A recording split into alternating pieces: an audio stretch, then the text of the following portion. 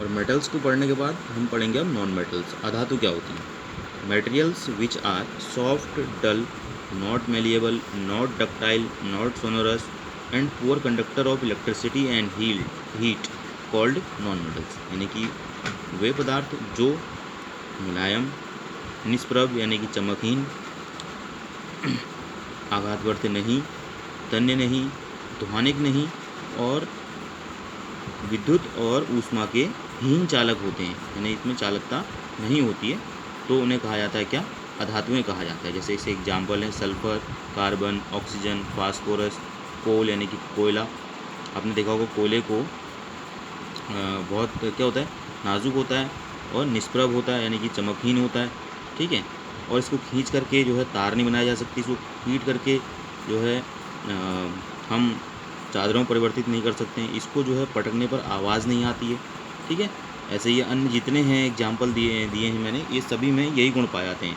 और दूसरा जो है ये विद्युत और ऊष्मा की जो है कुचालक होती हैं, ठीक है। इनको इंसुलेटर कहा जाता है वैसे, ठीक है, इंसुलेटर्स होती हैं ये, ठीक। तो ये कहलाई आपकी नॉन मेटल्स, ठीक। इसके बाद कुछ प्रॉपर्टीज़ आती हैं मेटल्स और नॉन मेटल्स की। मेटल्स और नॉन मेटल की प्रॉपर्टीज़ यानी कि गुण। अब ये केमिकल प्रॉपर्टीज़ है, यानी कि रासायनिक गुण। अभी तक तो हमने भौतिक गुण पढ़े थे, ये सारे भौतिक गुण हुए। अब ये रासायनिक गुण होते हैं मेटल और नॉन मेटल के, ठीक है। सबसे पहले हम देखेंगे रिएक्शन विथ ऑक्सीजन, यानी कि ऑक्सीजन के साथ कैसे क्रिया करते हैं धातु और अधातु। तो सबसे पहले देखेंगे हम धातु। धातु ऑक्सीजन के साथ क्रिया करके क्या बनाती है, क्या देती है? गिव मेटल ऑक्साइड, यानी कि धातुओं के ऑक्साइड प्रदान करती है। जैसे हमने कोई धातु ली है मैग्नीशियम, उसके साथ ऑक्सीजन की अभिक्रिया कराई है, तो क्या बनाए? मैग्नीशियम ऑक्साइड बनाए, ठीक है। इसे ही कहते हैं मेटल ऑक्साइड, मैग्नीशियम ऑक्साइड, ठीक है। अब हम देखेंगे नॉन मेटल्स। ऑक्सीजन जो है नॉन मेटल्स से कैसे अभिक्रिया करती है, ठीक है। क्या देगी वो? नॉन मेटल ऑक्साइड्स प्रदान करेगी, यानी कि अधात्विक ऑक्साइड प्रदान करती है। जैसे कि कार्बन एक अधातु है, ऑक्सीजन के साथ अभिक्रिया हो रही है तो क्या बनना है? Carbon dioxide. वैसे ही सल्फर एक अधातु है, उसके साथ ऑक्सीजन की अभिक्रिया हो रही है तो क्या बन रहा है? सल्फर डाइऑक्साइड, ठीक है। अब दूसरा गुण रिएक्शन विद वाटर। अब धातुएं और अधातुएं जो हैं पानी के साथ क्रिया करके क्या बनाती हैं, ठीक। सबसे पहले हम लेंगे मेटल, यानी कि धातुओं के साथ जो है पानी किस तरह से क्रिया करता है, तो क्या देगा? Metal hydroxide and hydrogen gas, यानी कि धात्विक हाइड्रोक्साइड और हाइड्रोजन गैस प्रदान करता है, ठीक है। जैसे कि हम यहाँ पे कैल्शियम लिया है हमने उदाहरण के लिए। कैल्शियम एक मेटल है, धातु है, उसके साथ जल की अभिक्रिया हो रही है H2O की, ठीक है। H2O जल का सूत्र होता है। क्या बन रहा है? कैल्शियम हाइड्रोक्साइड और हाइड्रोजन गैस बन रही है। एरो ऊपर को इसलिए लगाया गया क्योंकि हाइड्रोजन जो भी गैसें होती हैं उनके लिए ऊपर को एरो लगाया जाता है, ठीक है। तो ये बना आपका क्या? कैल्शियम हाइड्रोक्साइड, यानी कि मेटल हाइड्रोक्साइड बोल सकते हैं इसको हम, ठीक है। अब जो है नॉन मेटल के साथ पानी की क्रिया, यानी कि जल की क्रिया, जल के साथ कैसे क्रिया करते हैं? ये हमने कोई मेटल लिया है, नॉन मेटल लिया है सॉरी, उसके साथ जल की क्रिया करी है तो क्या बना है? कार्बोनिक एसिड बना है, ठीक।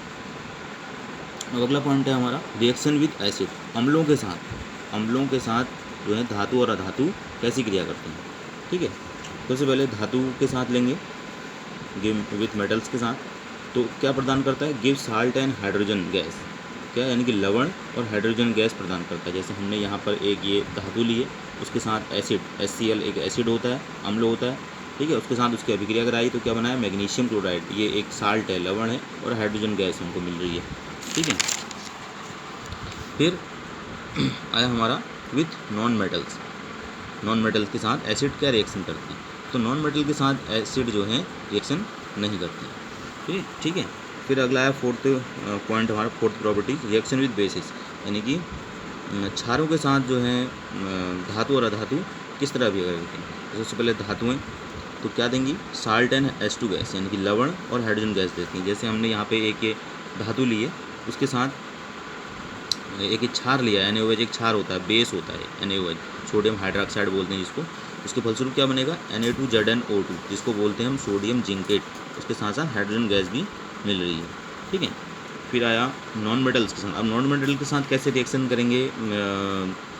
जो क्षार होंगे, बेस होंगे, जो वो किस तरह से अभिक्रिया करते हैं? इट इज़ वेरी कॉम्प्लेक्स, ये बहुत जटिल प्रक्रिया है, यानी कि काफ़ी लंबी प्रोसेस है जिसको आप इस तरह से भी समझ नहीं सकते हैं, ये बड़ी क्लासों में आपको समझने को मिलेगा, ठीक है।